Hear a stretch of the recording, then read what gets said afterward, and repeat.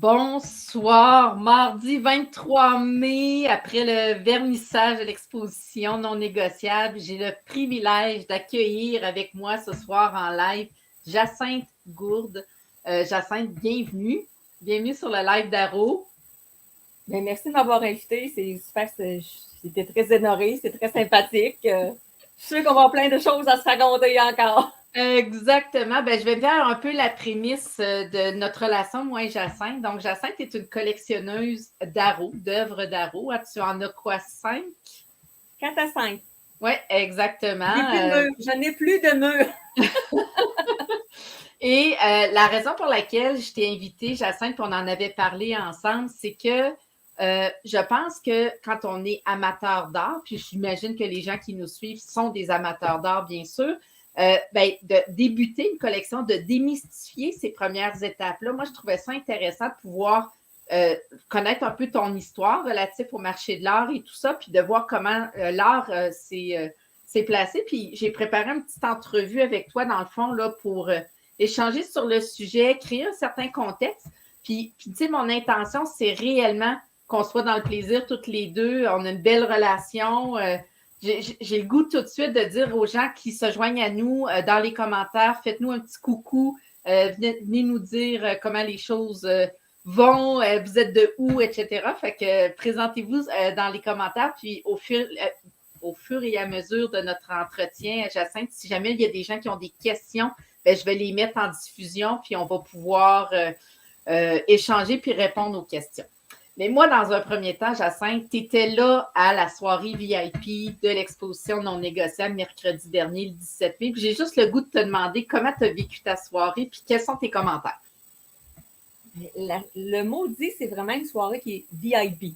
Fait que déjà, quand on est invité à cette soirée-là, je pense qu'à tous les jours, les 3-4 jours que ça a duré, ça a dû être en émotion pour toi. Il y a dû y avoir toutes sortes de gens qui sont allés, mais de pouvoir aller comme ça, en primeur, voir quelqu'un des œuvres qu'on a, en tout cas, qu'on sait qu'on apprécie ou qu'on va apprécier probablement à prime abord parce que j'ai vu d'autres de tes œuvres avant et que j'ai apprécié, mais il y a toujours un brin de mystère là-dedans, de pouvoir ça en primeur, le petit mousseux, bon, genre avec les gens, mais pas trop de monde en même temps. Non, c'est très agréable. Puis tes commentaires sur l'exposition non négociable, ça ressemble à quoi? C'est très coloré. C'est pareil, puis c'est différent beaucoup. C'est paradoxal peut-être comme commentaire. Pour ceux qui connaissent les collections, moi, la plupart de mes achats étaient beaucoup la collection pure, qui sont, dont un exemple un peu en arrière de moi, qui sont des teintes beaucoup plus, je dirais, sobres. Alors que dans ta collection-là, pour le non négociable, c'est très, très éclaté. Donc, je dirais que c'est différent en ce sens-là, entre autres le choix des couleurs. Mais non, c'est vraiment un autre concept.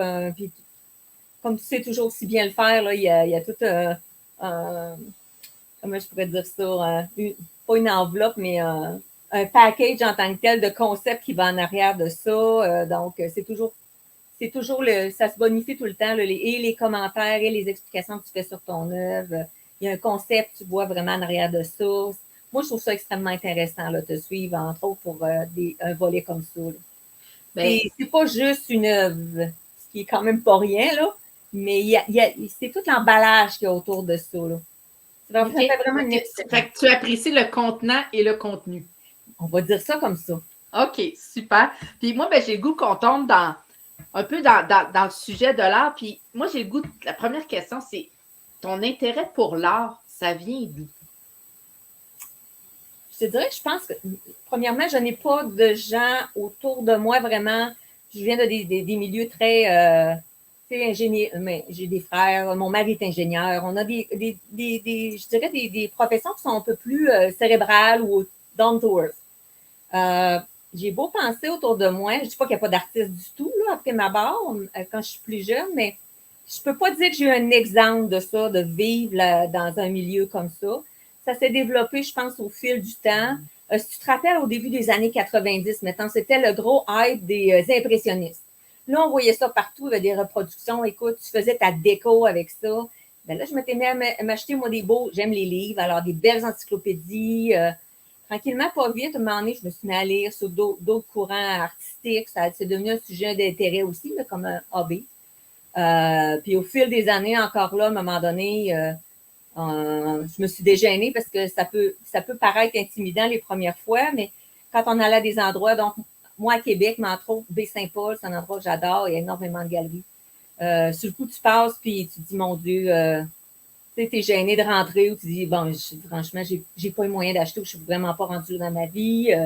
Ils vont me regarder de haut. Tu sais, c'est comme, non, étonnamment.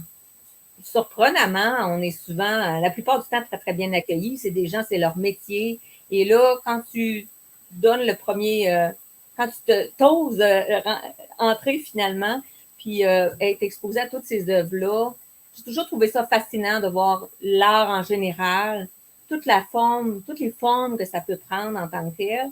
Puis au fil des années, moi, je dirais que c'est à peu près facilement 15 à 20 ans que quand je peux aller dans des galeries, dans des musées, j'ai voyagé un peu. Donc, mettons en Espagne, on est allé dans le coin de Barcelone, mais on est allé une journée à un monastère en montagne qui s'appelle Montserrat. Ben, il y a un musée, là. Ben, il y avait de mémoire, il y avait un Jackson Pollock, il y avait vraiment des artistes internationaux. Je me serais vraiment pas attendue à voir ce type d'établissement-là. On allait, nous, pour le monastère, puis pour les paysages. À Chicago, à un moment donné, j'ai accompagné mon mari en congrès. Ben, près de l'hôtel où on était, je m'étais fait suggérer. J'avais vu un peu le musée, puis on m'avait dit de des gens qui étaient là, écoutez, moi, j'ai vu beaucoup de musées dans ma vie et le musée de Chicago n'a rien à envier au Louvre ou à toutes sortes de musées que tu peux avoir à travers le monde. J'avais été passer quasiment une journée là. Alors, cet intérêt-là, en tant que tel, s'est développé avec le temps. Bien, je trouve ça intéressant, Jacinthe, parce que tu as parlé du Louvre, puis j'ai juste le goût de raconter un peu que, tu sais, moi, dans ma vie à moi, l'art, écoute, ça n'a jamais pris une place, ça n'a jamais été un intérêt. Ça a toujours été, tu sais, chez moi, des œuvres d'art, on n'avait pas ça. Mes parents n'étaient pas intéressés nécessairement par ça non plus. Il y a mon père, à l'occasion, qui se faisait faire des toiles de ses restaurants par des artistes du Vieux-Québec, là, de la rue du Trésor et tout ça, qui en achetaient. Mais Vincent, juste te dire, on a Vincent qui nous pose plusieurs questions, puis on va y répondre. C'est certain, Vincent, je t'invite à rester avec nous. Puis, tu sais, la première fois qu'on m'a présenté dans le marché de l'art au niveau médiatique, ça a été entre autres avec Pierre Jobin à TVA, puis il m'a présenté comme la Riopelle des temps modernes. Puis moi, j'ai pris mon cellulaire, puis je suis allée voir c'est qui Riopelle, parce que, tu sais, je ne savais pas du tout qui c'était. Puis, un mois et demi après, j'ai été invitée à exposer au Carrousel du Louvre à Paris. Fait que mon entrée dans le marché de l'art, de la connaissance, puis j'appelle ça un peu une formation en vitesse grand V, là, ça a été au musée du Louvre pendant les 10 jours où j'exposais à Paris. Fait que j'ai fait le Dorsay, j'ai fait le musée du Louvre, mais j'ai fait Pompidou, c'est ça, fait que j'ai fait quelques musées pendant ma semaine pour apprendre. Fait que je comprends très bien quand on a cet éveil-là, hein, qu'on est intéressé par la culture et autres. Puis ça m'amène à te demander à quel moment de tout ce chemin-là que tu nous partages, tu as acheté ta première œuvre originale? Je dirais que ça remonte environ à 2015. L'organisme pour lequel je travaille, ça a donné on était rendu à un moment où il fallait choisir un cadeau pour une de nos supérieures immédiates, une collègue de longue date qui prenait sa retraite. Et on avait vu des œuvres d'une certaine artiste de Lac-Beauport dans une revue Prestige ou Portrait. Je me souviens plus c'est laquelle. Puis, il paraît que ce concours de circonstances, mais on m'a demandé en tant que tel d'aller rencontrer l'artiste, de choisir une œuvre. Puis, au fil des années, comme ça, on a eu 3 à 4 retraites au fil des années. Et on est toujours revenu finalement vers cet artiste-là. Puis, au fil des années, c'est devenu une bonne amie. Puis tu peux mentionner son nom, là. Je la connais très bien. Ben, ça va m'amener à mon histoire avec toi, comment je t'ai connue toi. C'est Linda Dallaire et de Lac-Beauport. J'adore ses œuvres. Donc, j'ai commencé, la première que j'ai achetée, c'était une œuvre comme l'expérience avec toi, une œuvre individuelle, une œuvre personnalisée. Et au fil des années, ben, à force qu'on se voyait, tout ça, elle a énormément d'œuvres chez elle. Donc, elle a beaucoup de murs, elle m'expose beaucoup. Puis, à un moment donné, il y a toujours une petite toile qui n'était pas tellement loin de son entrée, qui tranchait sur le reste. C'était évident que c'était pas elle qui avait fait ça. En tout cas, je lui demandais à un moment donné, parce que des fois, on s'était à autre chose. Et elle me disait, je pense qu'elle avait acheté un encamp pour une œuvre caritative, je crois. Non, elle l'a acheté dans une de mes expositions. Ah, ben, tu vois. En tout cas, j'étais restée sur un peu notre idée, mais bref. C'est une artiste, elle n'est pas loin, elle demeure pas loin. Ben, à chaque fois que je retournais chez elle, ton œuvre, elle fait tout le temps me chercher. Puis la pandémie est commencée. J'ai commencé à te suivre un peu. J'allais voir sur ton site, j'étais curieuse. Puis ça a donné les premières fois vraiment qu'on a commencé à se chatter un petit peu. Tu sortais l'exposition pure, je crois, à ce moment-là. Oui. Tu m'avais invité au vernissage en tant que tel. C'est comme ça qu'on s'est rencontrés. Puis la première œuvre que moi, je t'ai achetée, c'était encore là une œuvre personnalisée. Oui. Puis au fil du temps, depuis les 2-3 ans qu'on se connaît, ben c'est ça, en allant, en suivant tes blogs, tes vlogs, les vernissages, ça, ben je tombe en amour avec d'autres pièces aussi. C'est une activité aussi un peu familiale. Une de mes filles qui aime beaucoup ça aussi, donc elle m'accompagne souvent. Tu as eu l'occasion aussi de la rencontrer. Oui. Ça fait que ça fait un beau petit happening pour nous, mère-fille. C'est un beau package. C'est un beau package d'événements, de rencontres. Toujours enrichissant, toujours surprenant. Puis, fait que le déclencheur, dans le fond, pour toi, c'est dans un premier temps un coup de cœur, c'est ce que je comprends.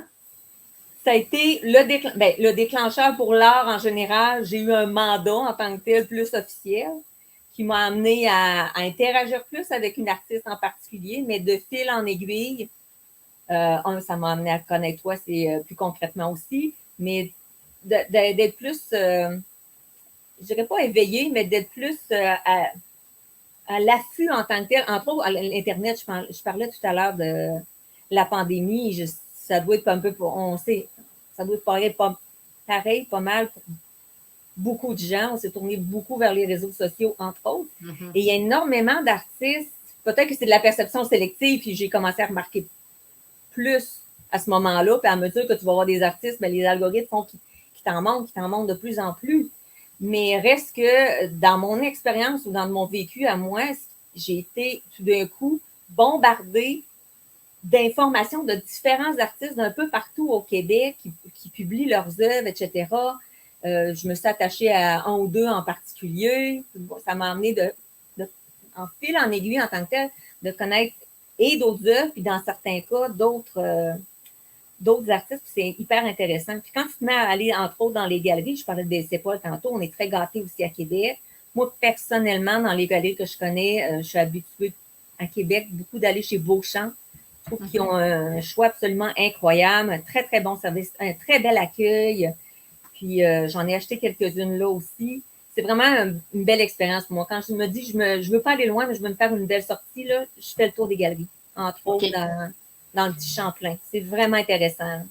Fait que dans le fond, un des lieux que tu consommes, tu parlais tantôt de musées, tu as parlé des galeries, que ce soit à Québec et Baie-Saint-Paul. Y a-tu d'autres lieux qui t'amènent justement à découvrir des coups de cœur? Bon, on a parlé tantôt un peu d'Internet. Par la force des choses, il y a des gens qui vont faire, bon, comme toi, ou de différentes formes en tant que telles, vont faire des vernissages, vont faire des événements particuliers, des symposiums, entre autres, souvent l'été, c'est un beau happening aussi, tu veux faire une belle sortie. Souvent, c'est en plein air, pas toujours, mais l'été, souvent, c'est en plein air. Mais je parle encore, c'est l'année passée à Château-Richer. J'ai découvert encore là, j'ai eu des coups de cœur, 2-3 artistes, mais je trouvais ça absolument extraordinaire ce qu'ils faisaient. Fait que quand tu commences à t'intéresser un peu comme sur n'importe quel sujet d'ailleurs, je pense, ben tu vas prendre la peine de fouiller et encore là, avec l'Internet, avec les réseaux sociaux, il y a vraiment moyen de plus en plus facilement de faire toutes ces connexions-là. Puis même, comme je disais, après, peut-être de façon personnelle, de chatter avec un artiste, développer des liens aussi. Et eux autres, c'est dépendant de jusqu'où ils sont actifs ou pas au niveau marketing, on peut appeler ça comme ça. Ben, s'ils font des événements, des choses comme ça, ça a vraiment un effet d'enchaînement, je trouve. C'est hyper intéressant, puis c'est accessible beaucoup plus qu'on pense. Fait que j'ai Vincent qui nous pose plusieurs questions, puis je pense que ça vaut la peine qu'on prenne le temps de répondre à 2-3 questions. La première question qu'il me pose, c'est est-ce que la photo fait aussi partie des collections? Donc, est-ce que tu achètes à l'occasion des photos ou c'est que des œuvres? Il y a quelques personnes que je suis pour les photos. J'avoue que j'en ai pas acheté encore. Okay. Mais encore là, par les internets, j'ai été exposée à certains artistes que je suis particulièrement. Là. OK. Puis Vincent, il y a une autre question que ça faisait partie des questions que j'avais le goût de te poser, mais est-ce que tu collectionnes les œuvres pour garder dans un but de plaisir ou dans le but éventuellement d'un marché de revente et de trouver une occasion pécuniaire, donc d'une forme d'investissement? Dans mon cas, moi, c'est totalement affectif. Il faut que je tombe en amour avec quelque chose. Et le côté très pragmatique, après, c'est où je vais le mettre. En concomitance à quel prix qui coûte, peux-tu me le permettre? T'sais? Bon, ça va tout un peu ensemble. Je l'achète, personnellement, je l'achète vraiment pour moi. Ça peut être dans l'occasion, comme j'ai dit tout à l'heure, des fois, j'achète pour des tiers parce qu'il y a un événement. Mm-hmm. Mais pour ma part, j'achète vraiment parce que je l'aime. Si elle prend de la valeur au fil des années, tant mieux, mais mes filles ont déjà des vues sur mes œuvres pour mes vieux jours, tu sais, quand je n'aurai plus besoin ou quand je serai plus là. Mais ça serait un plus, mais personnellement, pour moi, c'est pas le but, l'occasion en tant que telle de revendre à profit, c'est pas mon but premier. Puis je trouve ça le fun de la façon que tu l'amènes, Jacinthe, parce que une des discussions que j'ai avec mes collectionneurs avec les années, tout ça, c'est aussi, entre autres, justement, de comprendre quel est le leitmotiv derrière ça. Puis, pour plusieurs, ce qui ressortait, c'est que c'était un marqueur de leur goût personnel à un moment de leur vie. Et ça devenait aussi un legs pour les générations futures. Parce qu'une œuvre originale vient contribuer à la culture du Québec, à bâtir finalement l'histoire du Québec au niveau culturel, puis de posséder un grain de cette part d'histoire et de culture, ben, c'est un legs aussi pour les générations futures. Puis tu viens de le nommer en relation avec tes filles, de dire mes filles ont déjà des vues sur les œuvres. Encore là, c'est parce qu'ils les aiment. Je ne suis pas sûre qu'ils pensent, je ne sais pas s'ils pensent à la valeur ou pas que ça peut avoir. Mais c'est un projet collectif chez nous. Je pense que chacun apprécie de voir une nouvelle œuvre rentrer. On est chanceux, on a pas mal tous les mêmes goûts ici. Ça fait que c'est pas, oh mon Dieu, qu'est-ce que tu viens d'acheter là? T'sais, mon mari, c'est pareil. C'est beaucoup des projets à moi. On parlait qu'est-ce qui m'a amené à un moment donné dans les objets. Justement, la première fois que j'en ai acheté un pour moi, le contexte, ça vient de me revenir à toutes les années, comme tous les gens qui sont en couple. On a un anniversaire de rencontre ou de mariage. Mon mari aime bien m'offrir quelque chose, peux-tu choisir? Puis souvent, le premier réflexe, c'est « Ah, j'aimerais ça que tu t'achètes un beau bijou. » Tu sais, il me semble que c'est quand même, surtout quand des anniversaires qui sont plus les dizaines ou peu importe. Là. Cette année, ça a fait 30 ans qu'on était ensemble. Tu sais, il y a des milestones comme ça qu'on veut peut-être souligner un peu plus que d'autres fois. Puis, à force de réflexion, je me suis dit, c'est un anniversaire de mariage, de rencontre. Tu sais, ça nous appartient à nous deux. Pourquoi c'est rien que moi qui aurais de quoi? Et où je t'achète quelque chose? Mais tu sais, c'est devenu comme un projet, je ne dis pas pour toutes les œuvres, mais pour 2 à 3 en particulier. Soit un cadeau qu'il m'a fait ou qu'on a investi ensemble en tant que tel. Mais c'est, quand je parlais d'affectivité tout à l'heure, oui, c'est quelque chose qu'on aime les deux, mais qu'on a pris la peine de visiter, de magasiner ensemble. Donc, ça crée, l'œuvre représente un lien aussi ou un milestone dans notre vie, effectivement. Exactement. Ben, il y a un facteur. Puis j'ai le goût que, avant de passer à une autre question de Vincent qui est super intéressante et pertinente, j'ai le goût que tu nous parles de l'œuvre qui est derrière toi. Je ne sais pas, je suis capable de la montrer plus. Ça a été vraiment, Caroline, elle sait, je vais me tasser un petit peu. Oui. Donc, c'est une œuvre qui s'appelle Trouver sa voie. Trouver sa voie. Avec l'éclairage, ça paraît peut-être pas tant que ça, mais en filigrane, très subtilement, il y a le mot shine qui est écrit à travers. C'est quand même un bon format. Il me semble que c'est-tu 40 par 40? Dans ces eaux-là, définitivement. C'est le plus grand en format que j'ai acheté. Et c'était vraiment mon dilemme. Mon Dieu, je l'adore, mais je vais le mettre où? Il faut le mettre en valeur. Tu es venu chez moi, on y a trouvé une place. Et comme je disais tout à l'heure, au-delà de l'œuvre, c'est j'appellerais ça le packaging, la présentation en tant que telle que j'apprécie particulièrement chez toi. et il y a toujours une histoire en tant que telle derrière chacune de tes toiles. Et celui de trouver sa voie, lui, allait me chercher particulièrement, c'était lorsque je recommence. Lorsque notre vie a du sens, on peut accomplir tout ce que l'on veut. Imaginez lorsqu'on est complètement enligné et connecté, là où on sait où l'on doit être sur notre X. Trouver sa voie, sa mission de vie, sa raison d'être est un processus, souvent celui d'une vie. On sait que quelqu'un a trouvé sa voie lorsqu'elle brille, dans le shine, et se démarque et change la vie de ceux qui l'entourent. Je veux être celle qui shine, car oui, j'ai trouvé ma voie. Ça me rémotive de t'écouter parce que quand j'écris les textes puis quand je peins, c'est un processus qui est très personnel, hein, très intime avec moi-même. Puis tu sais, quand je quitte la toile puis que je la laisse chez un collectionneur, je dis toujours, il y a un petit fil invisible qui nous lie ensemble pour le restant de nos jours. Puis là, de t'entendre, toi, lire ce texte-là avec une œuvre qui est chez toi, que j'ai créée, puis de voir comment ça te rejoint, puis ça me ramène l'histoire, puis je me souviens parfaitement quand j'ai écrit ça, puis quand j'ai peint ton œuvre, juste à réécouter son histoire, puis dans quel état d'esprit j'étais. Fait que merci de ce partage-là. J'ai une petite émotion. Je trouvais ça juste beau. Merci de me faire partager ça, de me faire vivre ça. Ça donne du sens à pourquoi je fais ce que je fais. Fait que merci, Jacinthe, de ce super beau partage. Puis ça m'amène à... On va répondre aux questions de Vincent. Puis après ça, j'ai d'autres questions pour toi, justement, dans la relation que tu bâtis avec les artistes des œuvres que tu possèdes. Parce que ça, je trouve ça super intéressant de prendre ces initiatives-là. Dans un premier temps, Vincent nous demande comment fait-on pour ne pas tomber dans des faux? Est-ce que tu veux y répondre? Est-ce que tu veux que je lui réponde? Sincèrement, je me suis jamais comme posé la question. Parfait. Les fois que je vais en galerie, c'est des galeries qui sont reconnues. Donc, je prends pour acquis qu'ils connaissent leur artiste et qu'ils ne me vendront pas n'importe quoi. Sinon, j'ai rencontré les artistes. C'est un faux, en tout cas. Il y a quelqu'un qui l'a peint à quelque part. Comme j'ai dit, moi, je l'ai acheté pour moi parce que je le trouvais beau. Puis, c'est pas dans une valeur dans un but de revente nécessairement. Je dis pas que ça n'a pas d'impact non plus. J'aurais pas de réponse simple à cette question-là. Je me suis même, dans mon cas, pour une collection qui est particulière à moi, je me suis jamais posé la question.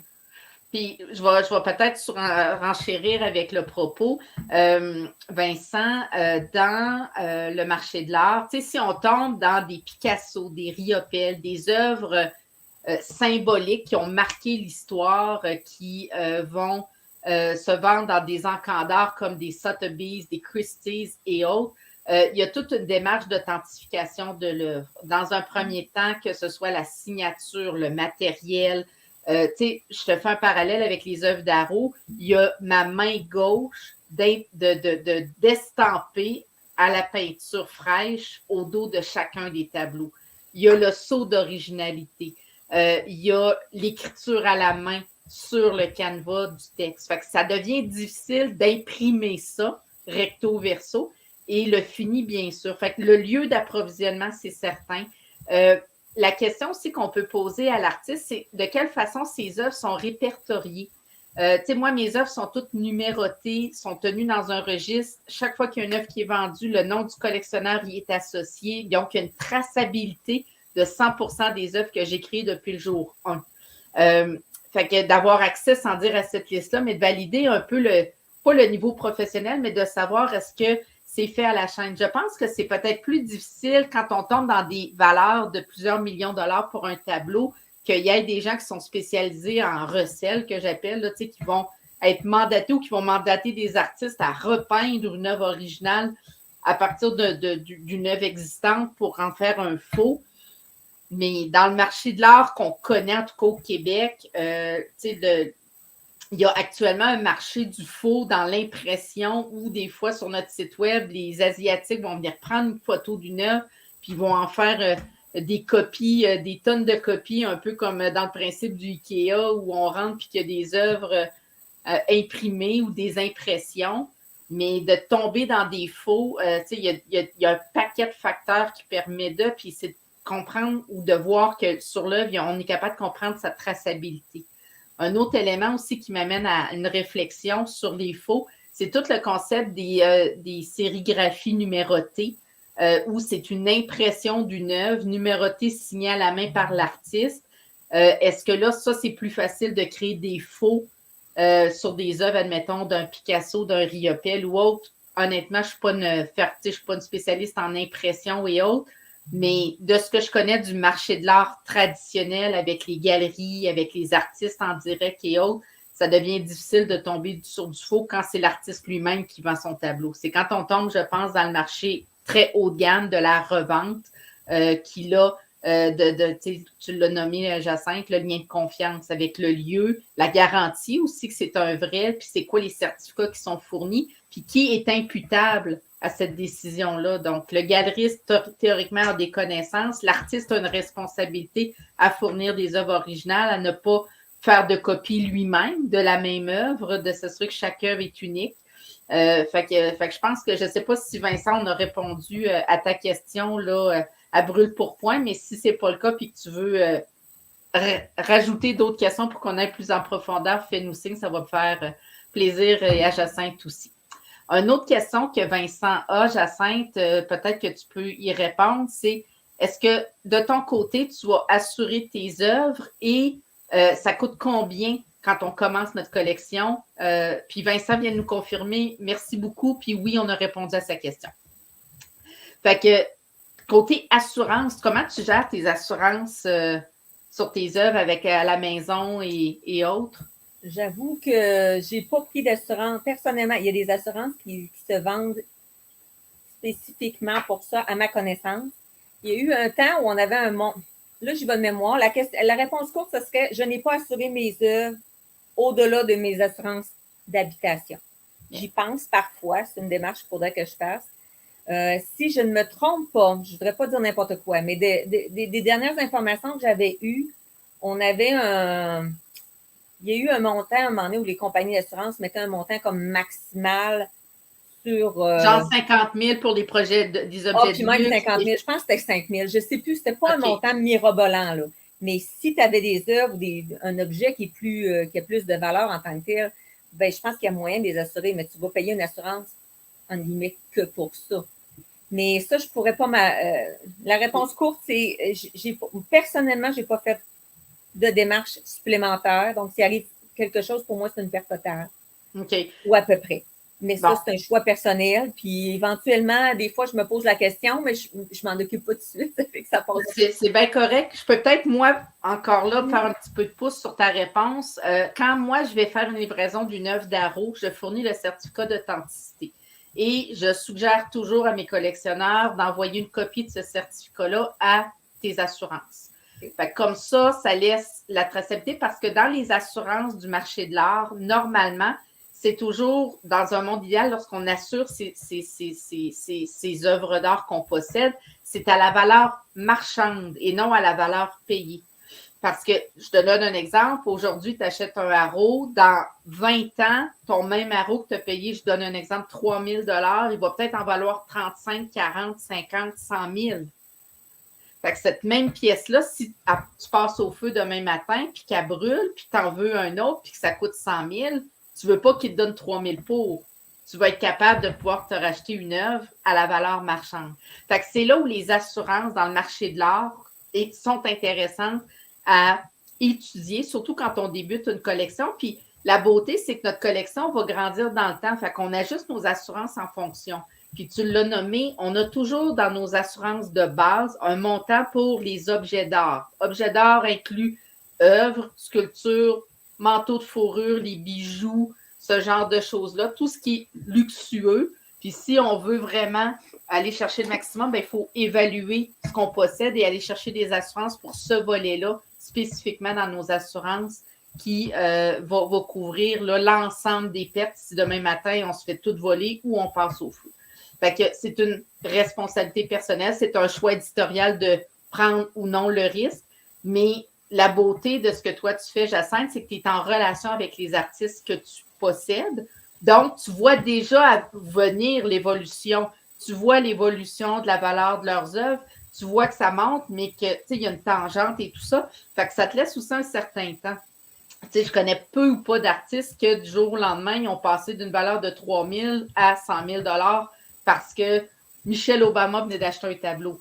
Il y a des facteurs qui font que la valeur de nos œuvres augmente, mais c'est jamais dithyrambique ou exponentiel de façon à moins que ce soit un émirat arabe de je ne sais pas trop quoi qui achète tout ce que tu as fait, puis que là, il vient créer un phénomène de rareté, puis tu sais, mais écoute, des histoires comme ça, j'en connais pas, mais je sais que ça peut être possible. Mais d'assurer ces objets de valeur, ces objets qui sont. Puis en plus, c'est des pièces uniques qu'on ne peut pas avoir, qu'on ne peut pas. Tu sais, il y a un lien sentimental. Fait que c'est toujours suggéré, au moins d'informer ces assurances, d'aller valider quelle est la couverture qu'on a pour les œuvres d'art. Moi, de mon côté, j'ai une assurance pour tout ce que je possède à ma galerie, hein, parce qu'il y en a pour plusieurs dizaines de milliers de dollars. Et parce que si je passe au feu, ben ce matériel-là, fait que je dois laisser une traçabilité de chacune des œuvres, peu importe qu'elles soient terminées ou en processus de. Et j'ai aussi des assurances pour faire voyager mes œuvres. Donc, aussitôt que j'ai une œuvre qui sort de la galerie, qui rentre dans ma voiture, que je vais livrer à un client, que je la fais shipper, que je l'envoie en exposition à l'international ou autre, j'ai des assurances pour faire voyager mes œuvres. Lorsqu'elles sont en exposition, admettons en Espagne ou en Égypte, ben, l'œuvre qui est là-bas physiquement, elle est assurée par mes assurances. Fait que s'il arrive un bris, une perte dans le transport, un tsunami quelconque qui fait que l'œuvre ne reviendra jamais, ben, je suis assurée. Mais c'est un. Sans dire que c'est coûteux, je pense que tout dépendant de la valeur, puis tu sais, le marché dans lequel Jacinthe tu es, puis que la majorité des gens sont, ben c'est un marché très affectif, tu sais, comme tu l'as nommé. Puis c'est rare qu'on a des collections de plusieurs centaines de milliers de dollars. Au Québec, là, on est capable d'identifier les personnes qui sont réellement là, des collectionneurs d'art puristes avec des Picasso originales ou des Riopelle originales dans leur collection. Mais en général, la relation avec l'art est beaucoup plus une passion qu'un aspect d'investissement, je crois. En tout cas, avec mes collectionneurs, c'est réellement le contact ou l'information qui ressort. Jacinthe, j'ai une question pour toi.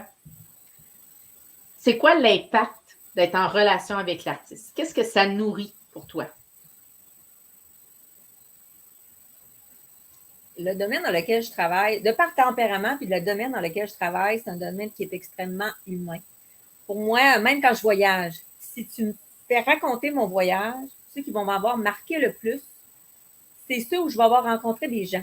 Tu es en train de manger un petit café, tu commences à, pour X raison, à jaser avec les gens à côté de toi, tu passes la soirée avec les autres, en fin de compte. Je vais avoir une mémoire de ça et ça va colorer. Habituellement, ça se passe bien, donc ça va colorer de façon positive l'expérience en tant que telle. Donc, pour moi, les rapports humains sont extrêmement importants, les contacts, les liens qu'on crée. Donc, en plus que l'art, tu me demandes, là, j'ai la barre, l'art en tant que tel, quand tu achètes, tu vois, on s'entend, on visite des musées, là, on n'achète pas tout ce qu'on voit, là, mais c'est quelque chose qui, quand on aime ça en tant que tel, si tu as des valeurs, tant soit peu de, je sais pas, on parlait de valeurs culturelles en tant que telles, valeurs historiques, dans certains cas pour les artistes, parce que ça, on s'entend que l'art se développe aussi à travers les mouvements de l'histoire. Les valeurs d'esthétisme peut-être aussi.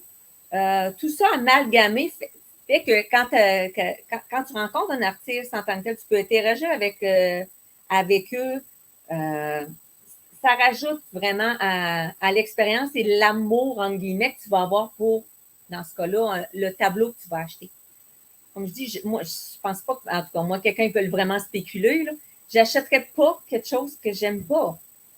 Mais qu'est-ce qui va me le faire? Vraisemblablement, mais plus, c'est tout le souvenir, tout l'affectif qu'il va avoir eu autour de ça. Et d'avoir des toiles, entre autres, personnalisées, ça a du pour et du contre, je dirais, parce que c'est un gambling avoir je trouve, finalement, avoir des pièces personnalisées parce que tu interagis avec quelqu'un, tu jases avec quelqu'un, mais c'est un acte de foi de savoir qu'est-ce que ça va donner finalement, parce que tu ne l'as pas complètement en dessous des yeux. Mais c'est plus personnel parce que tu le bâtis de façon intellectuelle en jasant et ou des fois avec l'artiste. Moi, c'est arrivé avec, justement avec Madame Dallaire où au début, elle m'avait fait une toile personnalisée, puis il y a tout quelque chose qui me chicotait, qui dans la couleur, dans le Dieu seul sait, ça ne remettait pas du tout en cause le talent qu'elle avait de faire quelque chose, mais il y a des choses qu'on aime plus ou moins. Puis ça a vraiment, ça rend les choses plus à ton goût, et de deux, c'est l'expérience que tu partages aussi. L'avantage d'acheter quelque chose qui est déjà fait, ben tu sais tout de suite si ça te plaît ou pas. C'est pas tributaire en tant que tel des attentes que tu avais aussi, de dire, ben moi, mettons, je voulais une personnalisée avec à peu près telle couleur, tel trait de pinceau, truelle, appelle ça comme tu veux, puis finalement, ça donne peut-être pas tout à fait ce que tu avais imaginé, mais fait que ça peut être super comme ça peut être décevant. C'est un gambling que tu fais. Ouais. Mais en même temps, c'est comme, en guillemets, créer un bébé ensemble. Là, tu sais, c'est personnel. Oui, vraiment. Ça dépend, c'est ça. Chacun doit avoir des valeurs ou des expériences ou des attentes différentes, entre autres par rapport à le désir ou pas, ou de s'embarquer aussi dans l'achat d'une pièce d'art, peu importe laquelle. Mais moi, je trouve que c'est tout amalgamé, ça. Bien, je trouve ça super intéressant. J'ai le goût de partager une confidence dans notre relation qui s'est bâtie avec les années. Je trouve ça super cute parce que tu m'envoies régulièrement via Messenger des vidéos de choses qui t'inspirent, des opportunités de formation en art abstrait où tu alimentes mon développement d'artiste par tes connaissances à toi, de ce que tu vois, puis de ton réseau à toi qui est externe au mien, mais tu me transfères ces informations-là, puis on a assisté toutes les deux à une formation dans une bibliothèque sur le marché de l'art abstrait. Puis, j'avais jamais entendu parler de cette formation-là. Puis, on est allé la vivre ensemble un fameux soir de semaine. Mais moi, ça a été quelque chose que j'ai trouvé, super intéressant, deux, pertinent, parce que ça m'a aidé aussi autant au niveau de mon vocabulaire à parler de mon travail, parce que là, on avait un curateur spécialisé en histoire de l'art qui parlait de l'art abstrait, différents courants et tout ça. Fait que moi, je trouve ça, vraiment cool. Ça nourrit ma créativité d'être en relation avec les gens, au même titre que toi. Ça vient laisser des moments forts de toutes tes expériences. Puis, je pense que c'est exactement ça, l'art, ce que ça fait, c'est que ça crée du beau, ça crée des relations, ça crée des amitiés, ça crée des échanges. Ça marque notre imaginaire, ça marque nos souvenirs, puis ça nous fait grandir comme humains à travers tout ça. Là. Fait que c'est pour ça que je voulais que tu aies la chance de partager le live ce soir avec moi parce que non seulement tu es une collectionneur d'art, mais tu alimentes encore, tu te présentes dans mes événements, moi, j'appelle ça, tu es une fan, tu es une cheerleader, tu es une ambassadrice de la marque Aro. Prochaine fois, je vais emmener mes pompons. Hey, bonne idée, j'adore, avec les crécelles. mais je trouve ça vraiment cool d'avoir des clients, des collectionneurs engagés au développement de mon branding, qui se sentent ouvertes d'assister à un live comme ça, dire OK, OK, ben merci, mais ouais, OK. Puis, c'est ça, je t'ai dit, là, c'est un petit café entre amis. Au lieu d'être d'un café, ben là, on est chacun chez nous à se parler un peu de notre histoire ensemble. Mais quand j'ai décidé de faire les lives, c'est quelque chose que j'aime de connecter avec ma communauté, mais j'adore communiquer avec les gens aussi, connecter avec les gens de mon réseau, les gens qui font une différence dans mon quotidien. Puis j'ai le goût de continuer ça parce que ça me nourrit, là. J'ai le cœur rempli d'amour. Je trouve qu'on a des beaux partages. Tantôt, j'ai vécu une belle émotion juste à t'écouter parler de quelque chose que j'ai créé. Je trouve ça vraiment cool. Puis je comprends pourquoi toi, tu es collectionneur puis tu achètes l'art. Puis je comprends, moi, ce qui me nourrit d'être en relation avec mes collectionneurs aussi. Ce lien-là, je pense qu'il est très, très riche, puis il n'y a pas de valeur. On n'est pas capable de quantifier ça vaut combien, ça. J'avais déjà lu à quelque part, puis on paraphrase, là, mais je paraphrase, mais ça disait, en fin de compte, une œuvre d'art. Quand tu achètes l'œuvre, j'essaie de le dire, quand tu achètes l'œuvre d'un artiste, oui, tu achètes un objet que tu aimes vraisemblablement. Mais en arrière de ça, il y a énormément d'heures, d'échecs, de développement, de temps. Et ça, c'est comme pas quantifiable. Oui, on met un prix à ça, là, mais c'est tout ça finalement que tu acquiers. C'est l'histoire d'une Tu vie. redonnes aussi, oui, tu donnes l'argent à la personne à qui tu l'achètes, mais au-delà de ça, c'est pas un travail à la chaîne, mais habituellement, c'est pas un travail à la chaîne, c'est pas une usine qui va tout le temps faire la même affaire. Chaque œuvre va être différente. Tu peux mettre des émotions qui sont différentes dans chacune. Il y a des espoirs là-dedans. Là, je me projette, mais je suppose que c'est le cas. Je suis allée le voir encore au vernissage.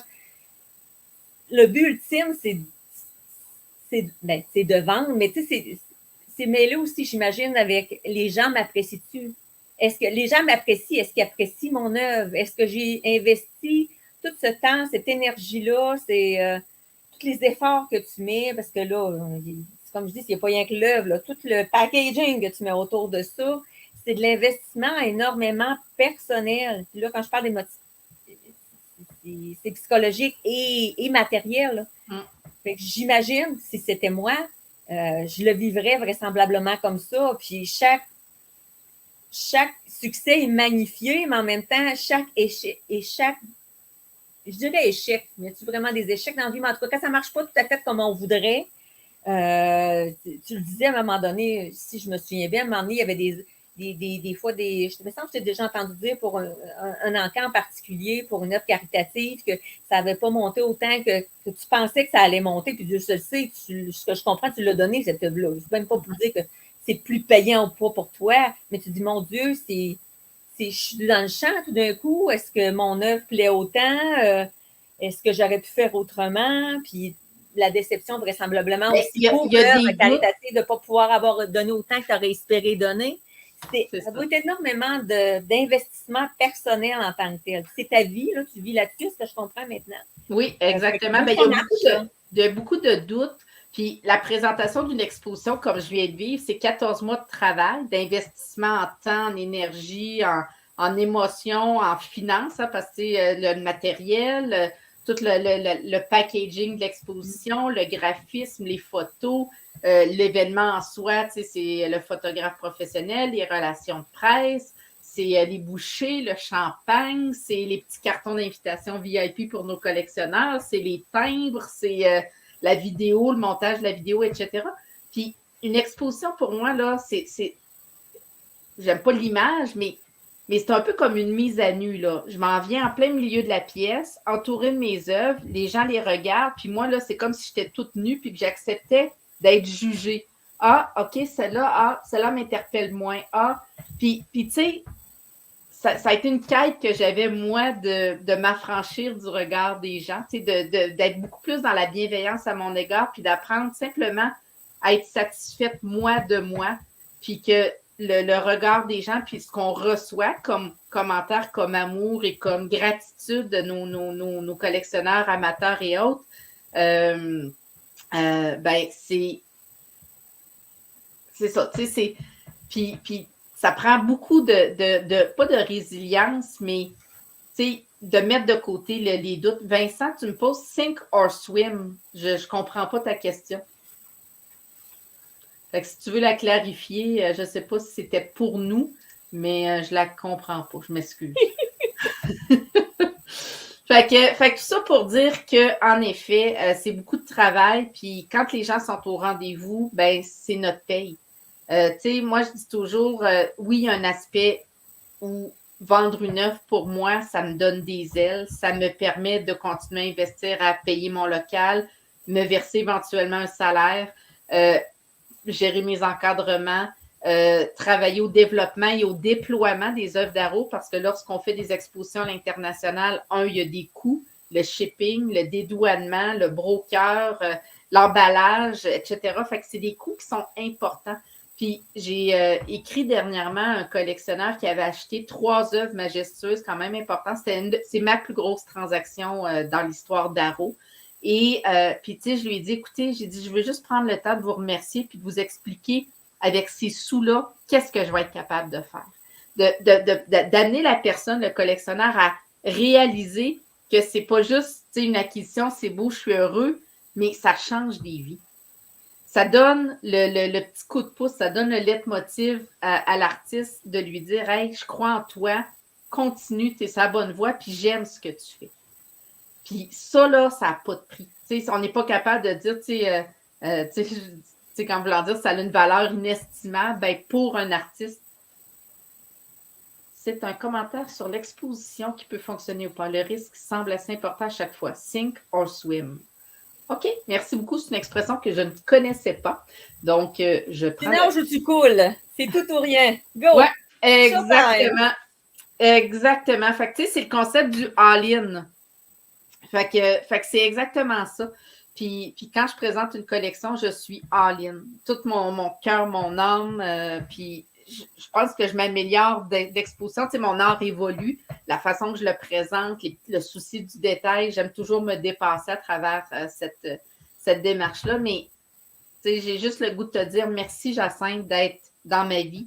Tu fais et tu as fait une différence importante à des moments bien précis de mon cycle artistique, de ma créativité. Puis j'espère que la vie va nous laisser sur le même chemin pendant vraiment, vraiment, vraiment longtemps. Moi, ta phrase recoupe. Peut-être que c'est pour ça que ce tableau-là nous cherchait autant. L'impact qu'on peut avoir, petit ou grand, sur la vie des gens.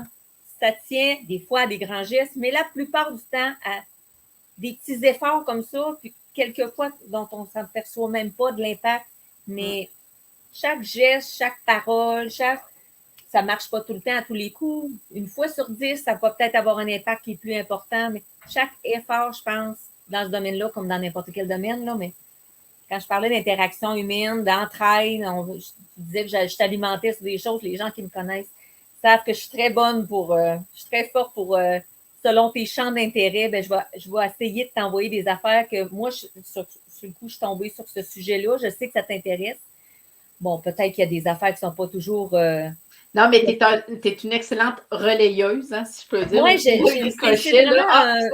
un don, un intérêt que j'ai d'alimenter les gens dans leur. C'est peut-être mon côté artiste à moi, mais. En tout cas, tu le fais très, très bien, sache-le.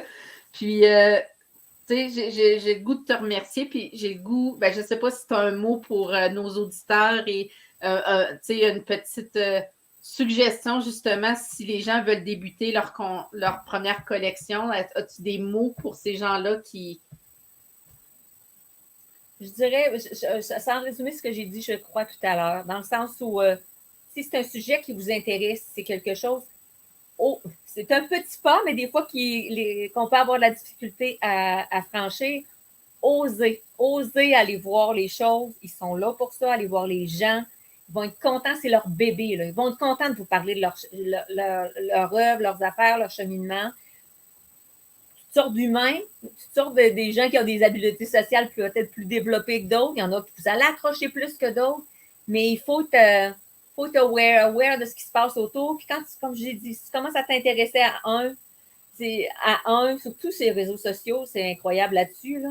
Entre autres avec les algorithmes, vraisemblablement, mais il y a plein de gens ou plein de publications, de champs d'intérêt que tu vas avoir qui vont t'amener à voir d'autres choses. Quelqu'un qui a un intérêt à ça, là, c'est sans fin. Puis tout est une question de choix. On en parlait un petit peu en pré-entrevue ensemble. Tu sais, c'est qu'est-ce qui fait que moi, j'ai le goût d'investir dans l'art, puis que je mets ces sous-là au lieu de les mettre dans ce que ce soit un voyage ou dans une sortie ou dans un week-end d'amoureux. C'est basé sur l'intérêt que les gens ont finalement à d'avoir des marqueurs émotionnels qui vont être présents dans le temps. Tu sais, un voyage, ça peut être éphémère. Les souvenirs vont être plus au niveau cérébral, alors qu'une œuvre qui est un marqueur très, très fort d'un moment charnière qu'on veut immortaliser, si je peux dire, on le voit tous les jours. Il nous ramène dans la joie que ça a pu procurer au moment précis, mais ça alimente le souvenir, ça laisse les souvenirs vivants. c'est comme un beau moment, mais que tu peux vivre, vivre ou qui t'accompagne chaque jour en tant que tel. Fait que Exactement. j'ai rien contre les voyages, j'ai rien contre les soupers en Mais non, amoureux, moi non les plus, sorties là. à l'hôtel, j'adore ça. Mais reste que selon les priorités qu'on peut avoir en tant que tel, ça c'est très personnel à chacun. Je suis loin d'être millionnaire, mais à un moment donné, il arrive des moments peut-être aussi dans la vie, comme je dis, j'ai entendu des histoires de jeunes, mettons, au début de la vingtaine, qui déjà s'intéressaient à ça. Tout est possible, là. Mais la réalité des choses, souvent, on a énormément de choses à payer au fil du temps, au fil que les années passent, à des enfants, les études, etc. Une maison à payer. Mais quand tout va bien, habituellement, d'habitude, les salaires vont augmenter, les besoins des enfants, ou entre les besoins, tout ce qui est pécuniaire en tant que tel, les besoins vont diminuer ou, il y en a qui vont vouloir s'acheter un chalet, il y en a qui aiment mieux plus voyager, il y en a qui vont tout rénover dans la maison, mais leur maison, c'est important. C'est toute une question de qu'est-ce qu'on priorise. Exactement. Moi, je suis beaucoup pour le doser, mais un peu, va chercher tes intérêts principaux, puis essaye de doser un peu là-dedans. Mais je trouve que il y a des choses qui me restent comme ça. Il y en a d'autres qui c'est des expériences en tant que telles. Puis je pense que en tout cas, quand c'est quelque chose qui te rejoint, des choses qui sont intéressantes d'avoir aussi. Mais c'est tout se bâtir un environnement ou des expériences en tant que telles qui t'alimentent en tant que telles, puis c'est des beaux souvenirs. Exactement. Moi, j'ai le goût de te dire, Jacinthe, la même chose que Vincent nous a écrit. Merci, Jacinthe.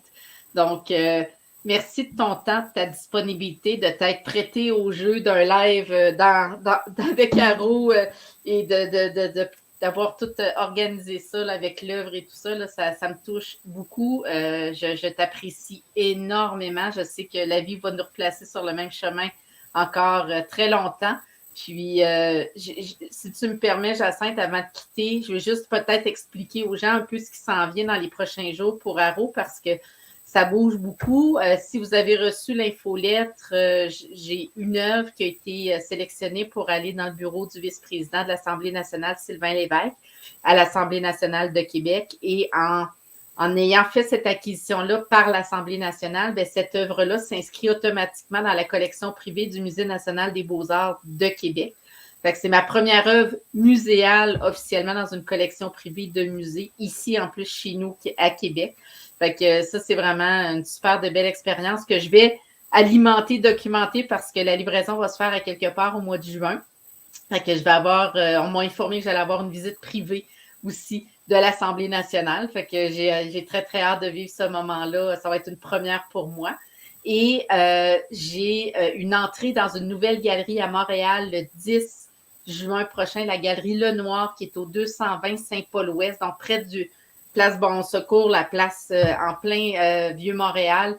Galerie Prime Spot, donc Arro entre en galerie à la galerie Lenoir et l'ouverture officielle de cette nouvelle galerie-là parce qu'elle déménage, c'est le 10 juin. Donc, je serai à Montréal le 10 juin pour aller rencontrer tous les gens collectionneurs d'Arro qui vont vouloir découvrir des nouvelles œuvres parce que je vais avoir des nouveautés qui vont être présentées là-bas aussi le 10 juin. Puis par la suite, je me déplace vers Gatineau pour la galerie W, qui est l'ancienne galerie NAC. C'est pas l'ancienne galerie, c'est une nouvelle galerie qui est ouverte par l'ancienne directrice de la NAC Gallery Ottawa, mais à Gatineau. Donc, début juin aussi, je m'en vais là-bas pour gérer tout ça. Sinon, toujours possible tous les samedis, 12h30, de voir l'émission Derrière le volant où j'ai des capsules, des chroniques sur mes œuvres qui sont dans le décor, mes œuvres automobiles. Donc, jusqu'à la fin juin, je serai sur le plateau et les œuvres d'Arro aussi. Puis là, j'oublie sûrement plein d'autres choses, mais il y a vraiment plein de choses. Là, je commence à faire les livraisons des œuvres, à offrir les œuvres qui n'ont pas été vendues à mes galeristes ici au Canada et aux États-Unis. Fait qu'il y a plein de choses dans les prochaines semaines qui vont me nourrir. Puis ça m'amène à laisser en suspens le dernier live de la saison qui est prévu la semaine prochaine, mardi.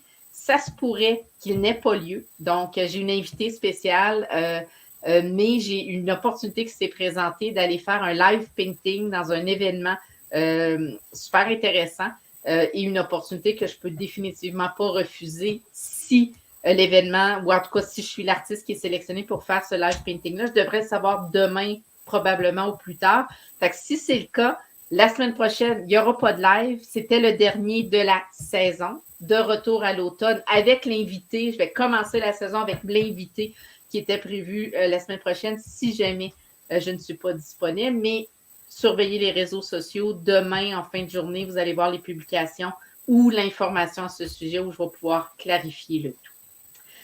Jacinthe, merci, merci, merci. On va se revoir, on reste en contact. Puis, je te souhaite une magnifique soirée. Je t'invite à rester connecté. Je vais arrêter la diffusion, saluer les gens. Ceux qui l'écoutent en rediffusion, écrivez-moi replay. Si vous avez des questions, que ce soit pour moi ou Jacinthe, n'hésitez pas à les envoyer sur le chat, que ce soit Facebook, LinkedIn, la chaîne YouTube ou autre. Puis, ça va me faire plaisir d'envoyer les informations à Jacinthe puis qu'on puisse ensemble y répondre ou que de mettre Jacinthe en contact, peu importe. Ça a été super apprécié. Ça a passé super vite, 56 minutes. Écoute, ça a passé comme ça. Puis, merci, je suis remplie de gratitude. Je t'envoie plein, plein d'amour. Je te souhaite un magnifique été. Puis, on se revoit très, très bientôt, j'en suis certaine. Merci à toi aussi. Bel été. Bye bye. Bye bye.